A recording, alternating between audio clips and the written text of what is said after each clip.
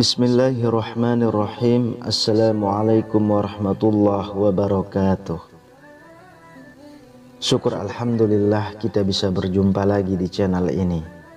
Sholawat dan salam selalu dan tetap tercurahkan kepada junjungan kita Nabi besar Muhammad sallallahu alaihi wasallam.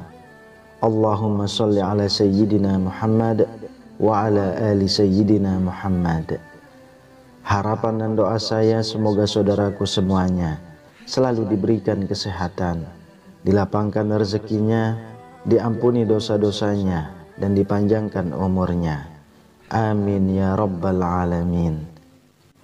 Sahabat beriman yang dirahmati Allah, surah Al-Ikhlas memiliki banyak rahasia dan kebaikan yang terkandung di dalamnya. Dinamakan surah Al-Ikhlas karena telah menyelamatkan orang yang membacanya dari kesulitan dunia akhirat, dari kesulitan sakaratul maut, dari kesulitan kegelapan malam, dan dari segala kesulitan di hari kiamat. Ternyata ada waktu tertentu yang dianjurkan untuk membaca surah Al-Ikhlas. Berikut ini adalah waktu-waktu yang tepat atau dianjurkan untuk membacanya. Yang pertama, pada waktu pagi dan sore hari. Pada waktu ini kita dianjurkan untuk membaca surah Al-Ikhlas dan bersama dengan surah Al-Mu'awwizatain.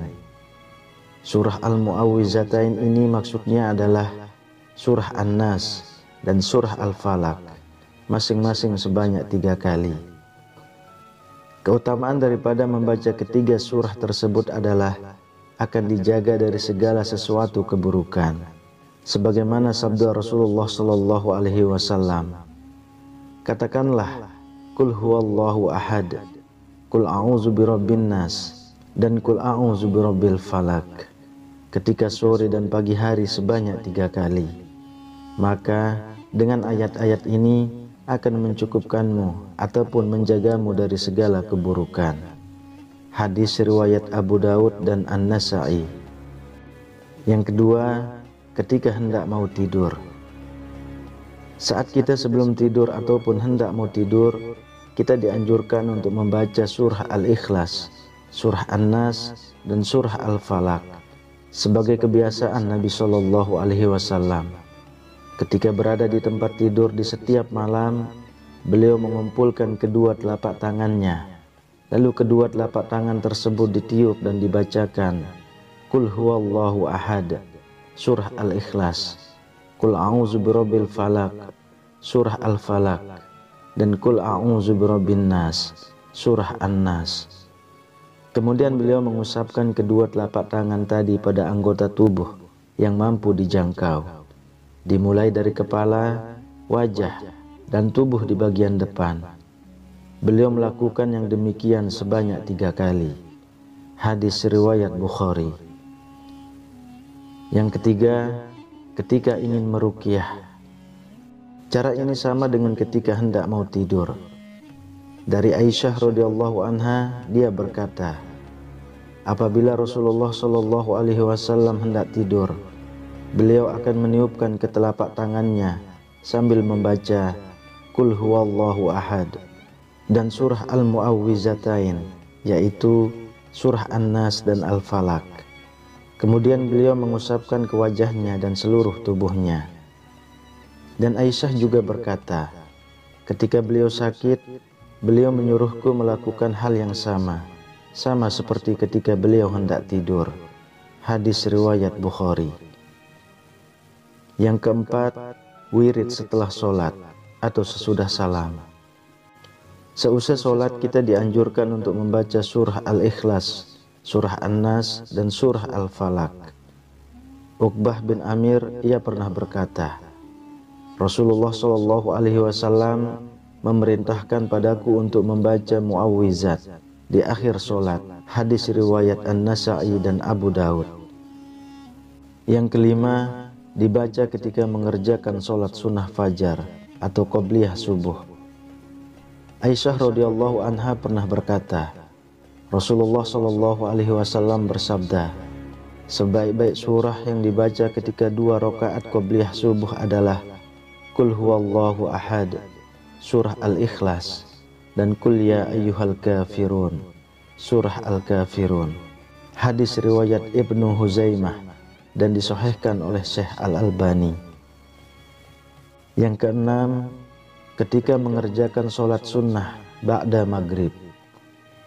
Abdullah bin Mas'ud radhiyallahu anhu mengatakan, aku tidak dapat menghitung karena sangat sering aku mendengar bacaan Rasulullah sallallahu alaihi wasallam membaca surah pada sholat 2 rakaat ba'da maghrib dan pada sholat 2 rakaat qobliyah subuh, yaitu Qul ya ayyuhal kafirun, surah Al-Kafirun, dan Qul huwallahu ahad, surah Al-Ikhlas. Hadis riwayat Tirmizi.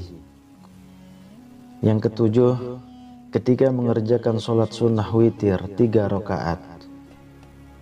Dari Abdul Aziz bin Juraiz, beliau berkata, aku menanyakan pada Aisyah radhiyallahu anha, surah apa yang dibaca oleh Rasulullah sallallahu alaihi wasallam setelah membaca surah Al-Fatihah ketika sholat witir. Kemudian Aisyah radhiyallahu anha menjawab bahwa Nabi sallallahu alaihi wasallam membaca pada rakaat pertama adalah Sabbihisma rabbikal a'la, surah Al-A'la. Pada rakaat kedua, Qul ya ayyuhal kafirun, surah Al-Kafirun. Dan pada rakaat ketiga, Qul huwallahu ahad, surah Al-Ikhlas. Dan Mu'awwizatain, surah Al-Falaq dan An-Nas. Hadis riwayat An-Nasa'i, At-Tirmizi dan Ahmad. Lalu yang kedelapan, ketika mengerjakan sholat maghrib pada malam Jumat. Dari Jabir bin Samrah, beliau mengatakan bahwa Nabi Shallallahu alaihi wasallam ketika sholat maghrib pada malam Jumat biasanya membaca Qul ya ayyuhal kafirun dan Qul huwallahu ahad. Sanad hadis ini disahihkan oleh Syekh Al-Albani.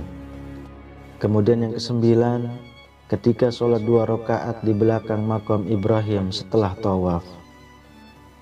Dalam hadis Jabir bin Abdullah radhiyallahu anhu, beliau mengatakan, Nabi Shallallahu alaihi wasallam menjadikan makam Ibrahim antara dirinya dan Ka'bah. Lalu beliau laksanakan sholat 2 rakaat. Dalam 2 rakaat tersebut, beliau membaca Qul huwallahu ahad, surah Al-Ikhlas, dan Qul ya ayyuhal kafirun, surah Al-Kafirun.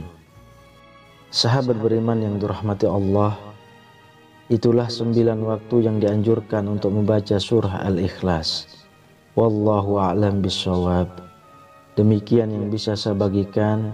Semoga bermanfaat untuk kita semua. Amin ya rabbal alamin. Assalamualaikum warahmatullahi wabarakatuh.